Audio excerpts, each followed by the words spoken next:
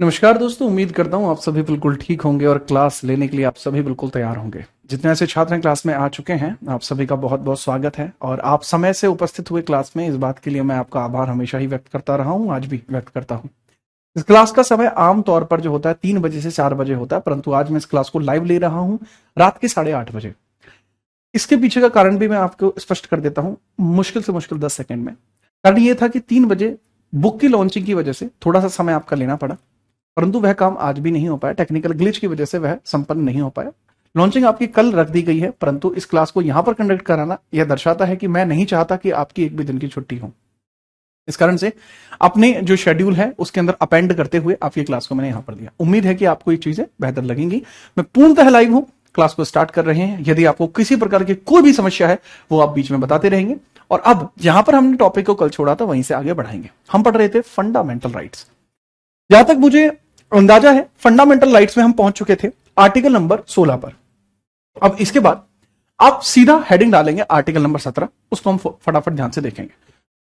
Article number 17 कहता क्या? दरअसल ये कहता है इरेडिकेशन ऑफ अनटचेबिलिटी, यानी छुआछूत का अंत, अस्पृश्यता का उन्मूलन। कई बार आप देखते हैं कि लोग क्या करते हैं कि अगर कोई हमारे यहां तो बहुत ज्यादा पॉपुलर है, मतलब उत्तर प्रदेश के अंदर, बिहार के अंदर, हरियाणा के अंदर, मध्य प्रदेश के अंदर, ये जो सेंटर पॉइंट्स हैं पॉलिटिक्स के, इंडियन पॉलिटिक्स का जो रीढ़ की हड्डी है वो यही स्टेट्स हैं। तो यहां कई बार आप देखते हो कि कोई अगर नीची कास्ट का आदमी है और वो हाथ लगा दे तो कह देते हैं कि ये अछूत हो गया। अछूत टर्म भी आपने सुना होगा। अछूत का मतलब है जिसको छूने की परमिशन उच्च धर्म को या उच्च वर्ग को नहीं दी गई है। तो वास्तविकता में वही कहा जाता है अस्पृश्यता। इसका उन्मूलन भारत सरकार ने किया और भारत सरकार ने इस बात को स्पष्ट किया कि यदि कोई ऐसे करता है यह पूर्णतः इलीगल होगा, यह संविधान का उल्लंघन होगा। उसके ऊपर जो चार्जेस लगाए जाएंगे वो कॉन्स्टिट्यूशन वायलेशन के होंगे, जो हैवी चार्जेस होते हैं। तो आप लिखेंगे कि इसमें अस्पृश्यता का उन्मूलन है। अस्पृश्यता का उन्मूलन आपको देखने को मिलता है, अस्पृश्यता का उन्मूलन। इसको बेसिकली हम लिख सकते हैं eradication of untouchability. Eradication of untouchability इसको बोला जाता है, इरेडिकेशन ऑफ अनटचेबिलिटी बिलिटी। इसको इरेडिकेशन ऑफ अनटचेबिलिटी लिखा जाता है, जिसका मतलब है अस्पृश्यता का उन्मूलन, छुआछूत का अंत।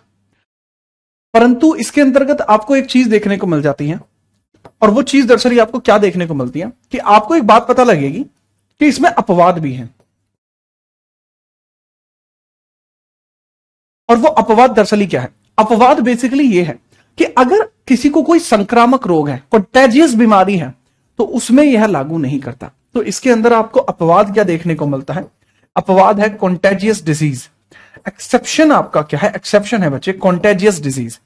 आपकी किताब में कॉन्टेजियस डिजीज का जिक्र नहीं है, पर कॉन्टेजियस डिजीज के बारे में मुझे बताना इसलिए जरूरी है क्योंकि कोविड-19 के बाद ये बहुत चर्चाओं में आया। ठीक है, और जो आपके पास कंटेंट पहुंच रहा है वो शायद मुझे लगता है कि आपको थोड़ा और अपडेट की जरूरत है। तो संक्रामक रोग, संक्रामक रोगों की श्रेणी में यह नहीं है। अगर कोई व्यक्ति आपको छू देता है और वो संक्रामक रोग से पीड़ित है, संक्रामक जो छूने से फैलते हैं, तो वहां पर यह लागू नहीं करेगा। जो बच्चे कह रहे हैं स्टैटिक जीके स्टार्ट करो, तो जल्द ही उसके ऊपर विचार करते हैं। आप पहले ही नोट करो और फटाफट बताओ नोट हुआ है नहीं, फटाफट।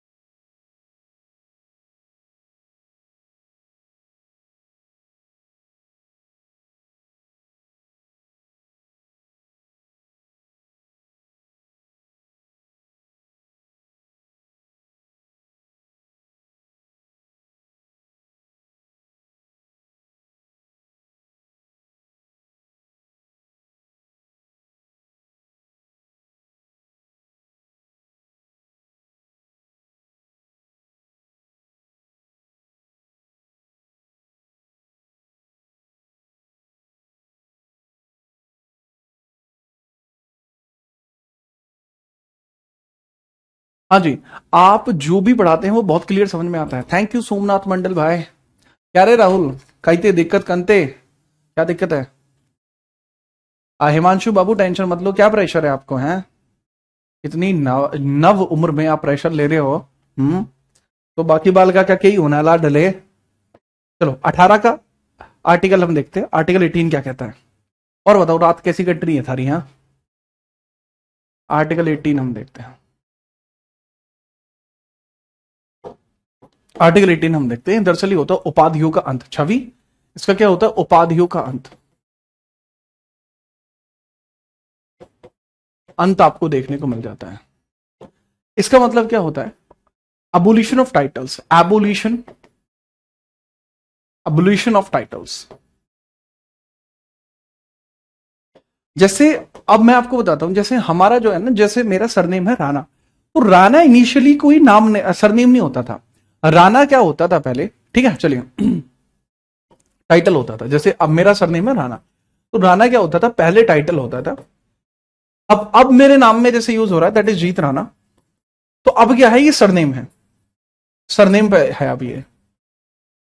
पहले जब राणा एज ए टाइटल होता था तो डिक्लेयर किया गया कि राणा टाइटल यूज नहीं करेंगे लोग। और भी जैसे आपको देखने को मिलते हैं राय बहादुर, राव साहब, आपने सुना होगा राय साहब, राव बहादुर, और भी जितने भी ऐसे होते हैं।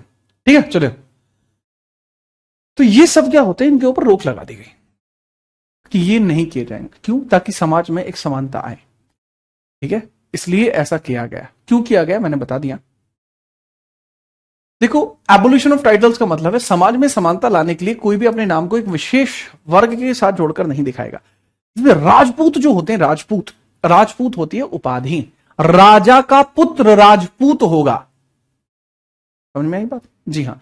ऐसी राव साहब होता है, राव साहब, राव का पुत्र राव साहब होगा। राव कौन होता है? जो समाज में एक बड़े प्रतिष्ठित वर्ग होते हैं, जो प्रतिष्ठित एक इज्जत रखते हैं, समाज में एक अलग दर्जा रखते हैं, और राव साहब होता है। सरकार ने क्लियर कर दिया, वो ऐसे नाम रखें। जैसे सवाई होता है, ठीक है, सवाई जयसिंह आपने सुना होगा। ये सब टाइटल्स हैं, तो ये नहीं रखे जाएंगे। और ऐसा क्यों किया गया? इसके पीछे का कारण क्या था? ऑब्जेक्टिव क्या है इस एक्ट का? समाज में समानता लाना। ऑब्जेक्टिव या उद्देश्य क्या है? समाज में समानता लाना, समाज में समानता लाना, समानता लाना, याद रखना। ठीक है चलिए, इसके अलावा आप समझिएगा, उपाधियों के अंत में आप समझिएगा एक और चीज कि भैया जी, अगर कोई ऐसा व्यक्ति है जो विदेशों में कोई उपाधि प्राप्त करना चाहता है, तो विदेशों में भी उपाधि प्राप्त नहीं होगी। ठीक है, विदेशों में भी, विदेशों में भी, विदेशों में भी उपाधि प्राप्त करने पर रोक है। उपाधि प्राप्त करने पर रोक है, करने पर रोक है, बगैर राष्ट्रपति आज्ञा के, बगैर राष्ट्रपति आज्ञा के, आज्ञा के। अब अगर आप विदेश में रहते हैं और भारतीय नागरिक हैं, तो ऐसी परिस्थिति में यदि आप कोई उपाधि धारण करना चाहते हैं तो आप नहीं कर सकते। समझना, prohibition of attaining, prohibition of attaining, of attaining, attaining, prohibition of attaining titles, titles from foreign, foreign, याद रखना। दूसरा, उपाधियों के अंत में एक बात आपको देखने को मिलती है, अपवाद क्या है, एक्सेप्शन क्या है। हर जगह आपको अपवाद, एक्सेप्शन देखने को मिल जाएंगे। एक्सेप्शन क्या है? कि आप अपने नाम के आगे डॉक्टर की या मिलिट्री की उपाधि लगा सकते हैं। ठीक है चलो, जैसे आप, अपवाद क्या है? आप अपने नाम के आगे सैन्य उपाधि यूज कर सकते हैं, सैन्य उपाधि यूज कर सकते हैं, या आप अपने नाम के आगे डॉक्टरेट की उपाधि लगा सकते हैं, डॉक्टरेट की उपाधि लगा सकते हैं, डॉक्टरेट। या तो आप मिलिट्री टाइटल यूज कर सकते हैं, या फिर आप डॉक्टरेट का टाइटल यूज कर सकते हैं। और वो कैसे कैसे होते हैं? जब मिलिट्री टाइटल आपको देखने को मिल जाता है, बेसिकली मिलिट्री टाइटल आपको देखने को मिलता है कैसे भला? जैसे किसी के नाम के आगे रख रहा है कर्नल, मेजर, कर्नल है, मेजर है, या आपको देखने को मिलता है कर्नल हो गया, मेजर हो गया, और भी नाम देखने को मिलते हैं। ठीक है, जैसे आपको नाम देखने को मिलता है, कोई ब्रिगेडियर है, ब्रिगेडियर है, लेफ्टिनेंट है,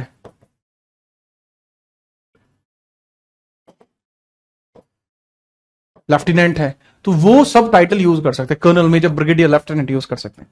और डॉक्टरेट की उपाधि जिसने पीएचडी कर रखी है वो यूज कर सकता है। मेरे पास पीएचडी नहीं है, ठीक है, तो मैं अगर होती तो मैं जरूर यूज करता, ठीक है, याद रखना। बट हाँ, मैं जल्दी ही इस उपाधि को यूज कर पाऊंगा, लेकिन समय लगेगा उसमें थोड़ा सा, ठीक है। चलो, 1 साल पर्याप्त है सीएचएसएल के लिए। सीएचएसएल के 6 महीने बहुत है बाबू। अंजलि, मैं जल्दी ही आऊंगा भाई अयोध्या भी। अब पहले ये समझिए, ये आपको समझ में आया? अच्छा, आपसे अगर मैं पूछूं, क्या भारत रत्न और पद्म पुरस्कार, क्या ये उपाधि है? भारत रत्न और पद्म पुरस्कार, समझिए, भारत रत्न एंड पद्म पुरस्कार, पद्म पुरस्कार, पुरस्कार, यानी जो भारत रत्न आपको देखने को मिलते हैं और पद्मा अवार्ड्स देखने को मिलते हैं, जो भारत रत्न आपको देखने को मिलते हैं एंड जो पद्म पुरस्कार आपको देखने को मिलते हैं, पद्मा पुरस्कार देखने को मिलते हैं, भारत रत्न और पद्म पुरस्कार जो आपको देखने को मिलते हैं, ये आपको कैसे देखने को मिलते हैं बताइए सर जी। भारत रत्न और पद्म पुरस्कार आपको देखने को मिलते हैं बेसिकली कैसे? भारत रत्न और पद्म पुरस्कार, और पद्म पुरस्कार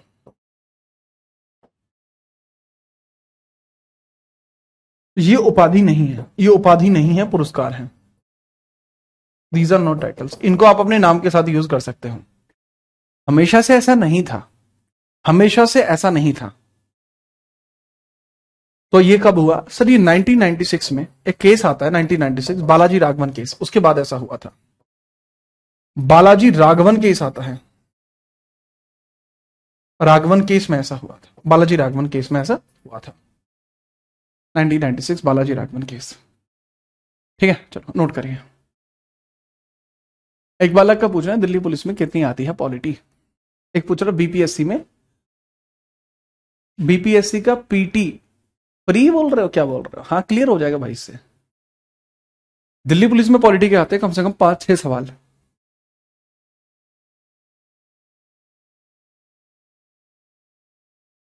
हाँ कर लो, 1 साल का प्रिपरेशन पर्याप्त है।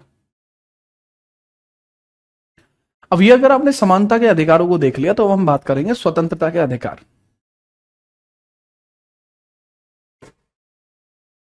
स्वतंत्रता के अधिकार की बात करते हैं। बताइए, स्वतंत्रता के अधिकारों की अपन बात कर लेते हैं।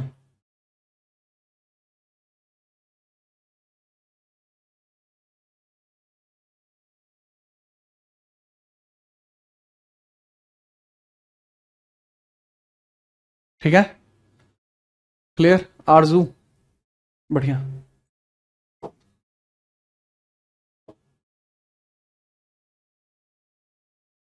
समझिए, अब स्वतंत्रता के अधिकार, स्वतंत्रता के अधिकार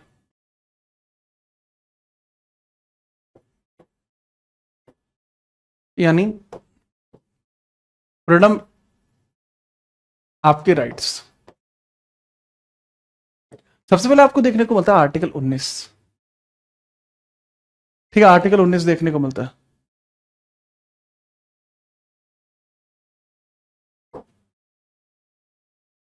आर्टिकल 19,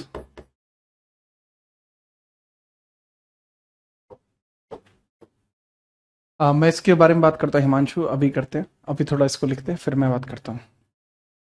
आर्टिकल 19 में आप देखते हैं, पता लगेगा, वाक व अभिव्यक्ति की आजादी, अभिव्यक्ति की आजादी,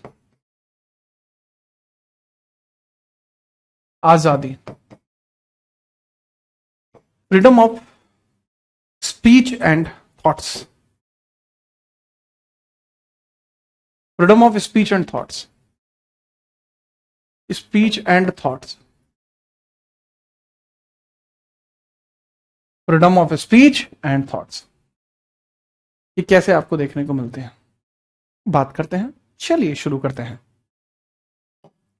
वो freedom of speech and thoughts आपको कैसे देखने को मिलता है?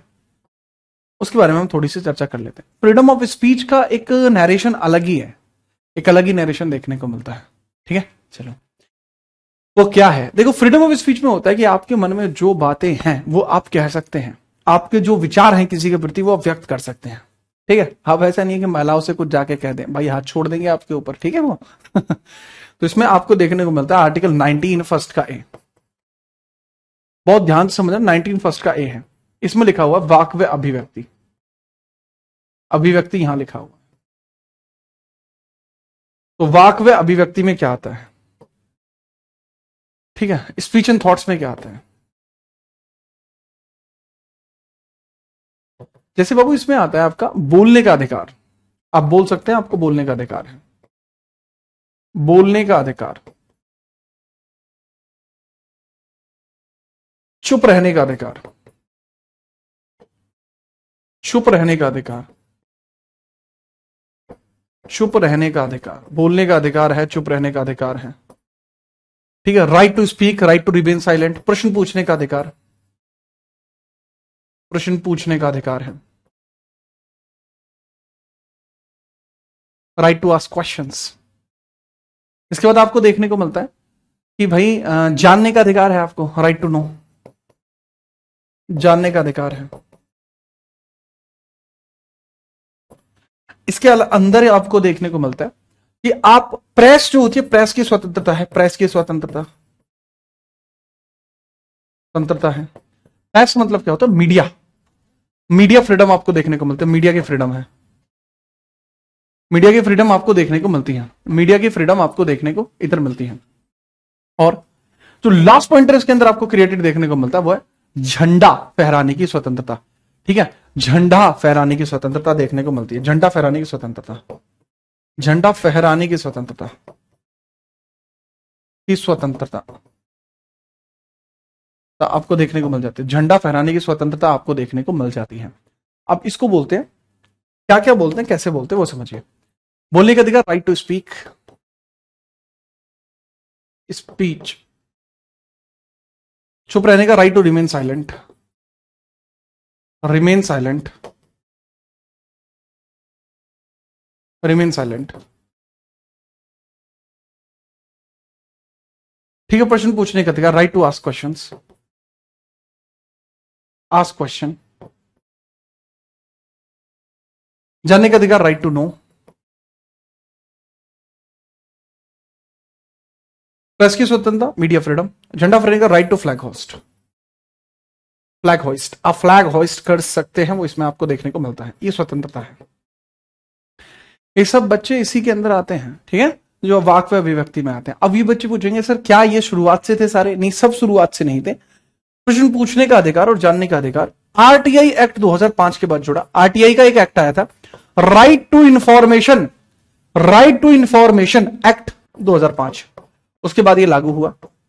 नवीन जिंदल का केस होता है, नवीन जिंदल केस, नवीन जिंदल का केस होता है 2004 में, उसके बाद ये आया। इंपोर्टेंट केसेस की मैं क्लास अलग से ले लूंगा, तभी अपन इनको देख लेंगे इंपोर्टेंट केसेस को, ठीक है। चलिए आगे बढ़ते हैं बाबू। इसके बाद आता है आपका 19(1) का बी, 19(1) का बी आता है, शांतिपूर्वक ढंग से एकत्र होने का अधिकार, शांतिपूर्वक ढंग से एकत्र होने का अधिकार, एकत्र होने का अधिकार, एकत्र अधिकार।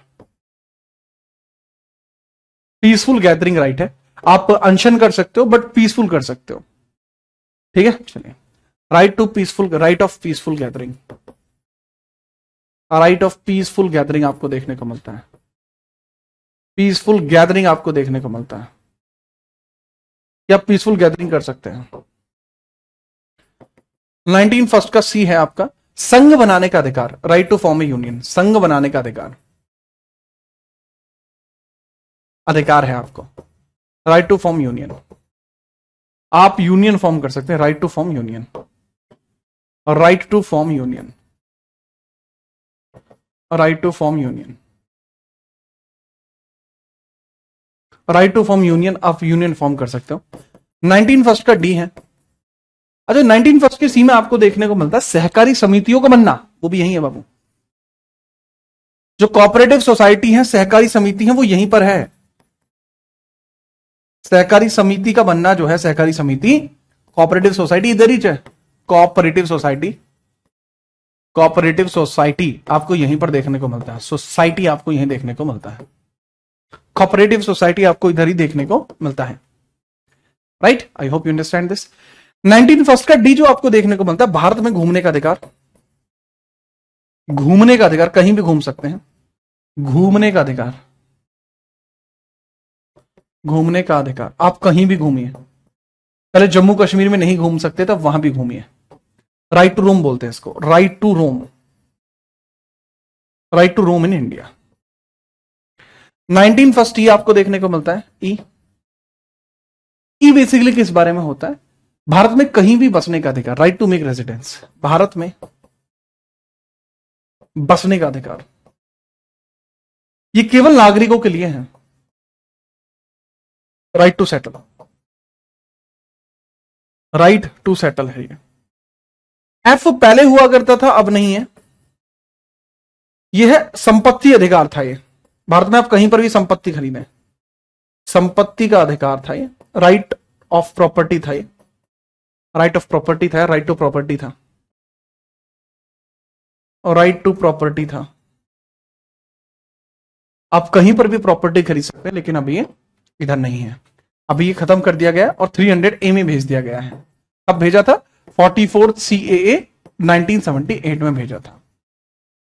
इसके बाद 19 फर्स्ट का जी देखने को मिलता है, इसको बोलते हैं बाबू क्या, एक ही प्रकार का अधिकार हो सकता है 19 फर्स्ट जी, आजीविका चुनने का अधिकार, आजीविका चुनने का अधिकार, आजीविका अधिकार, आजीविका का अधिकार, अधिकार, right to choose livelihood, right to choose livelihood, choose livelihood, आप जो चाहें अपने लिए वो काम चुन सकते हैं लाइवली, ऐसा नहीं है कि आपको कोई रोकेगा, बिल्कुल नहीं रोकेगा। लाइवलीहुड ऐसा नहीं है, अगर आप चाहते हैं कल को कि आप आर्मी ऑफिसर बनना चाहते हैं, आप बन सकते हैं, ठीक है। चलो फटाफट नोट करिए।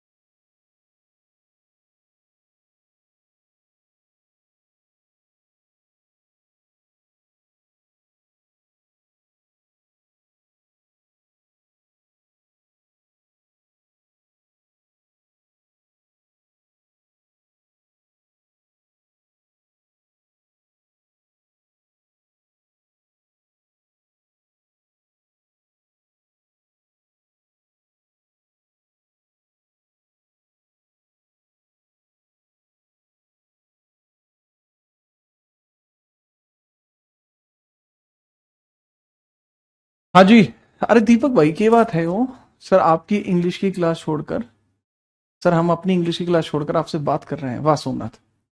सोमू भाई बात ये है कि हाँ ठीक है, बढ़िया है कि आप तैयारी करिए, एक साल पर्याप्त होगी। बहु टेस्ट वाला जो फीचर है वो चल रहा है सर, मेरी वजह से क्या क्या बदलाव देखने को मिलेगा। मेरी डेट ऑफ बर्थ से आप करोगे क्या, मेरा सही नाम जीत राणा ही है, ठीक है। आप एस्ट्रोलॉजी ऐप का ऐड कर रहे हैं क्या कोई, हाथ छोड़ दूंगा। ऊपर है एक छोरा, क्या करूं इसका, ठीक है।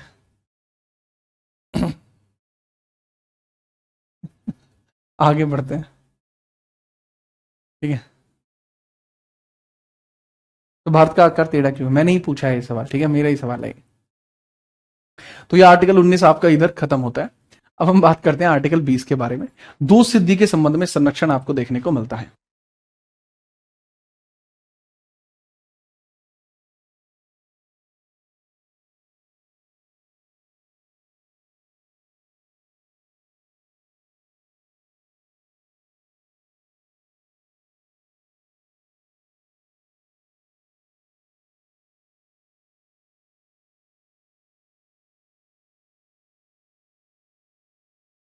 आगे बढ़ते हैं भाई जी, और इसमें हम देखते हैं आर्टिकल 20 दो सिद्धि के संबंध में संरक्षण। आर्टिकल 20 दो सिद्धि के संबंध में संरक्षण।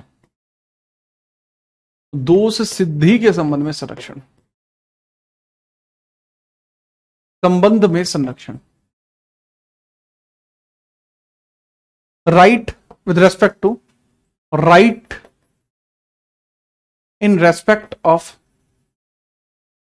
Right in respect of conviction, conviction, right in respect of conviction. किसी व्यक्ति पर यह कह दिया गया, ठीक है, किसी व्यक्ति पर यह कह दिया गया कि भाई जी ये जो पर्सन है, ये जो पर्सन है इसने कुछ काम करा है और वो दोषी ठहरा दिया गया है। ठीक है, चलो ठीक है, दोषी ठहरा दिया गया, दो सिद्धि हो चुकी है, कन्विक्शन हो चुका है। अब वो एक तो होता है एक्यूजिशन और एक होता है कन्विक्शन, यानी जो दोषी ठहरा दिया गया, जो ये फैसला हो चुका है कि ये आदमी दोषी है, उसके संबंध में भी है। ठीक है, चल आगे बढ़ते हैं। देखने को मिलते हैं 20 का फर्स्ट, 20 के फर्स्ट में आपको देखने को मिलता है अपराध की सजा, अपराध की सजा उसी अनुसार तय होगी, अनुसार तय होगी जब अपराध किया है, जब अपराध किया है, जब अपराध किया हो। Punishment will be decided according when crime is committed. Punishment according the time when it was committed. It was committed. Punishment उस हिसाब से होगा जब वो क्राइम किया गया हो। नेक्स्ट हम बात करते हैं अगला 20 का सेकंड। इसमें दरअसल है क्या इंपॉर्टेंट क्यों है 20 का सेकंड? फर्स्ट तो चलो मैंने बता दिया कि भाई ऐसे हैं। अब 20 के सेकंड के बारे में समझिए। 20 का सेकंड आपको किस प्रकार से देखने को मिल जाता है, बताइए। 20 के सेकंड आपको किस प्रकार से देखने को मिल जाता है, ध्यानपूर्वक उसको लिखते हैं। इसमें बताया गया है कि जो भी अपराध है उसके लिए आपको एक ही बार सजा मिलेगी। दोहरे अपराध से बचाव, दोहरे अपराध से संरक्षण, से संरक्षण। एक अपराध के लिए एक बार सजा मिल गई तो बात खत्म। ठीक है, प्रोहिबिट या protection from, protection from dual punishment, dual punishment, protection from dual punishment. आपको एक अपराध के लिए सजा मिल गई तो फिर दोबारा नहीं मिलेगी। आपने कोई क्राइम करा, सजा मिल गई तो दोबारा नहीं मिलेगी। ठीक है दीपक। 20 का थर्ड, इसके अंदर क्या है, आत्म अभिशंसा, आत्म अभिशंसा। ठीक है, इसका मतलब क्या है, आपके ही विरुद्ध आपको, आपको साक्ष्य के लिए बाध्य नहीं किया जाएगा, साक्ष्य के लिए बाध्य नहीं किया जाएगा, बाध्य नहीं किया जाएगा। You will not be forced to give proof against you. You will not be forced to, you will not be, you will not be forced to produce proof against you. आपके खिलाफ सबूत आपसे नहीं मांगे जाएंगे, आपके ही खिलाफ सबूत आपसे नहीं माने जाएंगे। ठीक है, चलिए नोट करो।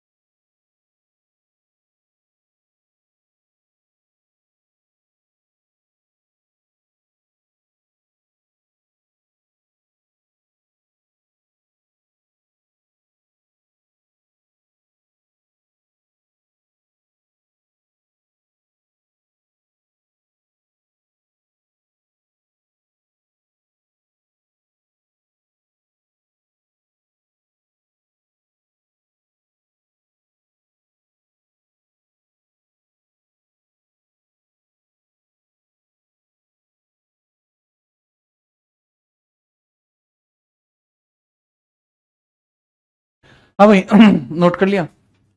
अरे भाई टेस्ट फ्री हो जाएंगे लल्ला, टेस्ट फ्री हो जाएंगे, काहे टेंशन ले रहे हो बे। चलो स्टार्ट करते हैं बहुत बढ़िया लेवल पर। इसके बाद आपको देखने को मिलता है बाबू आर्टिकल 21, उसको बोलते हैं जो आपका जीने का अधिकार है, व्यक्तिगत स्वतंत्रता। जीने का अधिकार है व्यक्तिगत स्वतंत्रता, आर्टिकल 21। अच्छा 20 समझ में आया आपको? बहुत कॉमन सा होता है वो 20, ठीक है। इनमें कुछ समझाने वाली बात कम होती है, इनमें नोट करने वाली बात ज्यादा होती है ना। तो समझिए आर्टिकल 21, आर्टिकल 21 का हम यूज करते हैं। ये है जीने का अधिकार व व्यक्तिगत स्वतंत्रता। जीने का अधिकार व व्यक्तिगत स्वतंत्रता, जीने का अधिकार व व्यक्तिगत स्वतंत्रता, व्यक्तिगत स्वतंत्रता,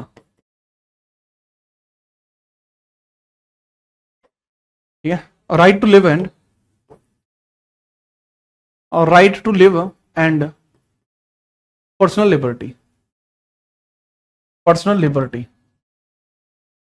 right to live and personal liberty, ठीक है जी हाँ। मैं बताऊंगा भारत का विभाजन टेढ़ा क्यों हुआ,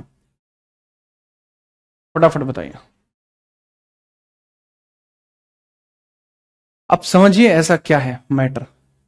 भैया जीने का अधिकार पे व्यक्तिगत स्वतंत्रता, ऐसा आपको क्यों देखने को मिलता है? भैया इसका मतलब क्या है कि आपको अपनी जीवन जीने का पूरा खुली छूट है। और ये कुछ इस प्रकार से आपको देखने को मिलता है, कुछ इस प्रकार से आपको देखने को मिलता है कि अब जीने का अधिकार है तो आपको बड़ा क्लियर देखने को मिलेगा कि जीने का अधिकार क्या है वो बताइए। और वो जीने का अधिकार आपका ऐसा है कि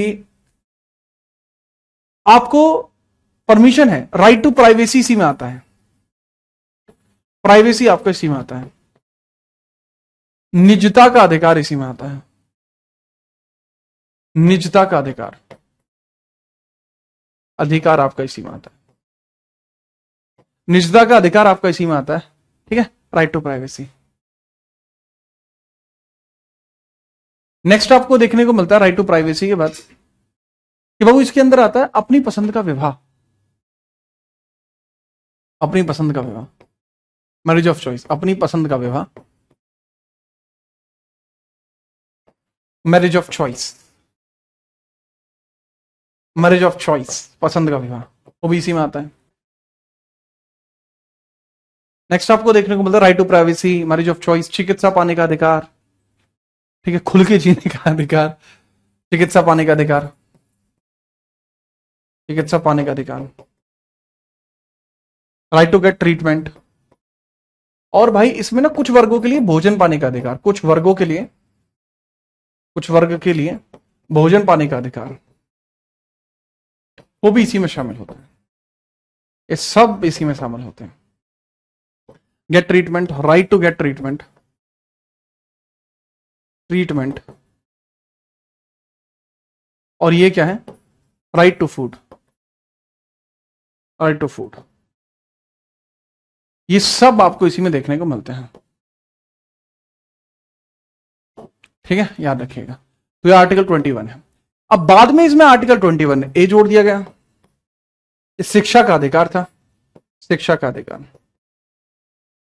राइट टू एजुकेशन, कब जोड़ दिया गया? 86वां संशोधन, 86 सीए, यानी संशोधन कब हुआ था? 2002। तो 86वें संविधान संशोधन 2002 में ऐसा हुआ, 86वें संविधान संशोधन 2002 में ऐसा हुआ, बहुत जोर का आपको इसमें हिसाब किताब देखने को मिला। इसका मतलब होता है राइट टू एजुकेशन, एजुकेशन, और राइट टू एजुकेशन किस चीज से रिलेट करता है वो समझिए।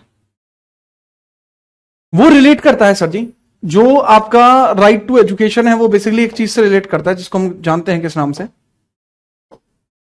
6 से 14 वर्ष के बच्चे फ्री में पढ़ेंगे, 6 से 14 वर्ष के बच्चों को फ्री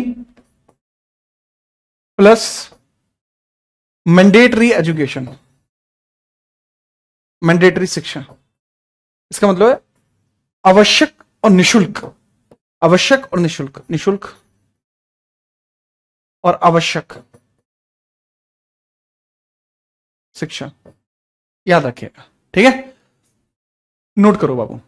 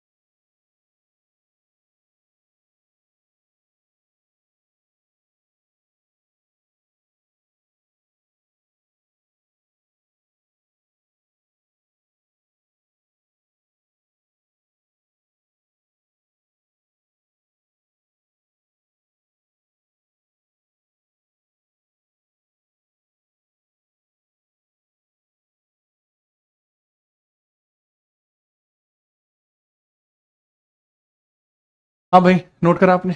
बोलो, बोलो ना क्यों ये है। सर जी, यूट्यूब चैनल बता दीजिए अपना।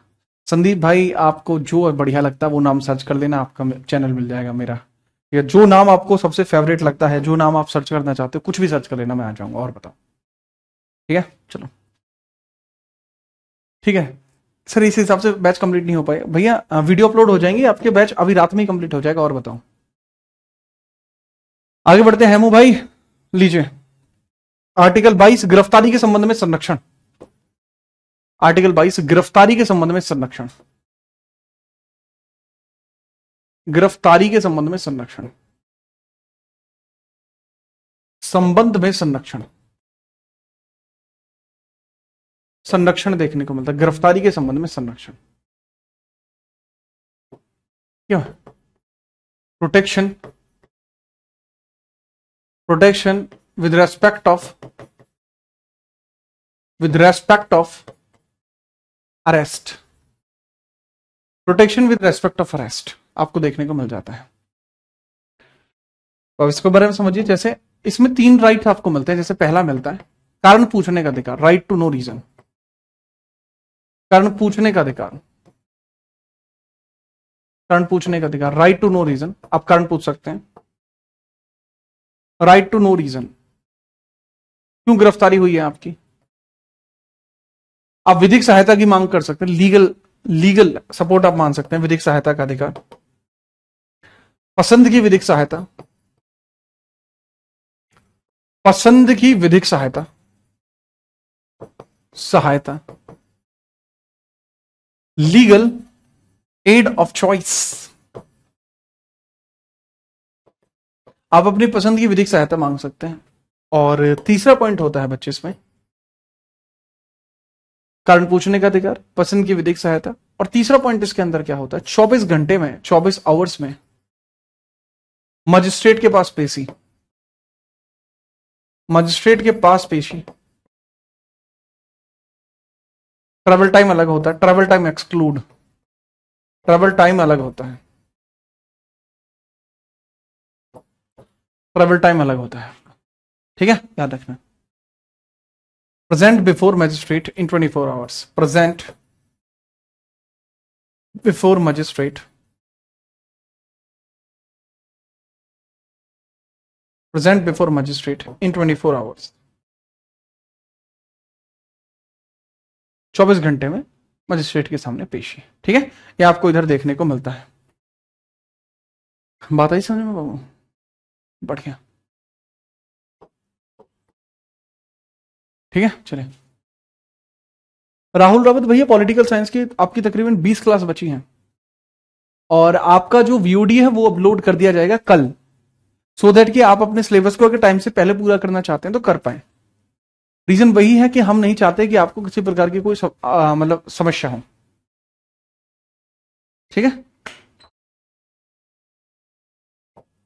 इसके बाद बाबू आते हैं आपके शोषण के विरुद्ध अधिकार।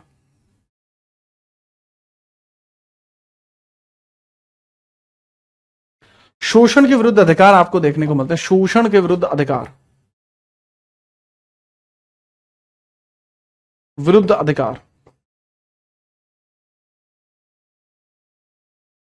शोषण के विरुद्ध अधिकार, right against exploitation, rights against exploitation, rights against exploitation,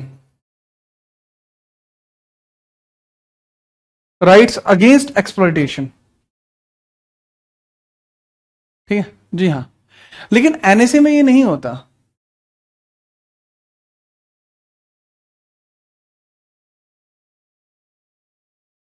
वो बताएंगे, शिवा पांडे बताएंगे, बाबू बताएंगे। पहले आर्टिकल 23 लिखिए,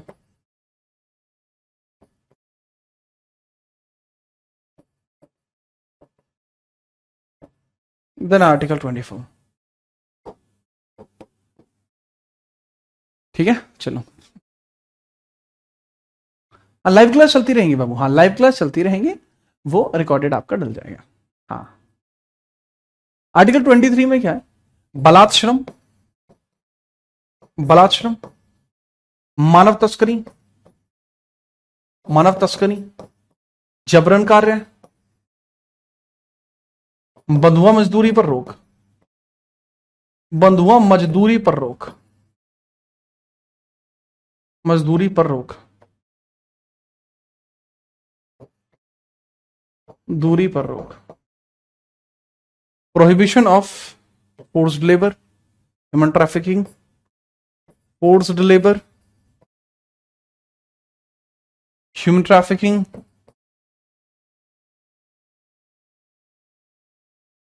ट्रैफिकिंग, ठीक है, जबरन कार्य, फोर्स्ड वर्क,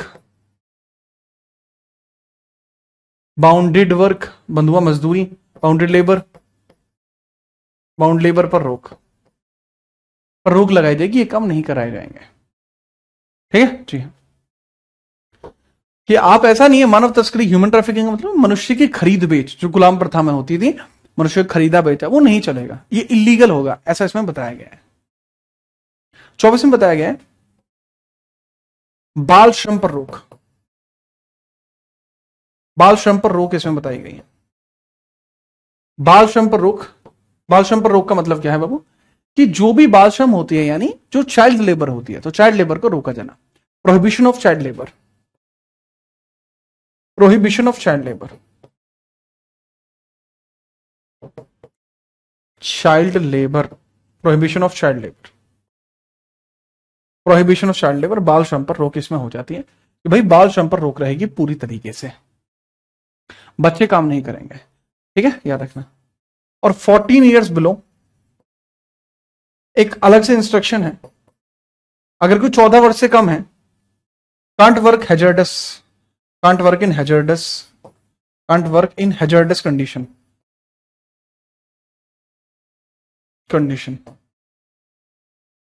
जानलेवा कार्यों में शामिल नहीं हो सकता, जानलेवा कार्यों में शामिल नहीं हो सकता, 14 वर्ष से जो छोटा है जानलेवा कार्यों में शामिल नहीं हो सकता, जानलेवा कार्यों में शामिल नहीं हो सकता, शामिल नहीं हो सकता, नहीं हो सकता, जानलेवा कार्यों में शामिल नहीं हो सकता। ठीक है, याद रखना, can not work in these kind of conditions. ठीक है, बहुत बढ़िया। तो बाबू आज के लिए आपका यही रहने वाला है। उम्मीद है कि आपको कोई समस्या नहीं होगी। अगर है तो बता दीजिए, आपकी समस्या को दूर कर देते हैं। मुझे लगता नहीं है कि आपको कोई समस्या होगी। आज के लिए इतना ही। हंसते रहिए, मुस्कुराते रहिए, चीजों को बहुत अच्छे से करना है। ठीक है, आपकी कल जो रिकॉर्डेड क्लास है वो डल जाएंगी, एंड मैं क्लास लाइव लेता रहूंगा अपनी टाइमिंग में, दोपहर 3 बजे वाली में। ठीक है, चलो, और कोई डाउट है, दिक्कत है तो बता दीजिए। आज शाम की बात है, आपसे बात भी कर लेते हैं, काफी दिन से बात भी नहीं हुई है। एक साल ये करंट अफेयर देखिए, उससे कम की या करंट अफेयर देखने का कोई ऑब्जेक्टिव नहीं बनता। पीडीएफ दे दो, हाँ पीडीएफ भी देते हैं। ठीक है, चलो चलो, बहुत बहुत बढ़िया भाई, पढ़ते रहिए, इसी प्रकार से चीजें आपके लिए बहुत अच्छी होंगी। सिलेबस को लेकर चिंतित मत होइए, मेरा पूरा ख्याल आपकी तरफ ही है। बिल्कुल बिल्कुल पांडे जी। ठीक है, चलिए ठीक है, आपसे कल मिलते हैं, तब तक के लिए जय हिंद, वंदे मातरम।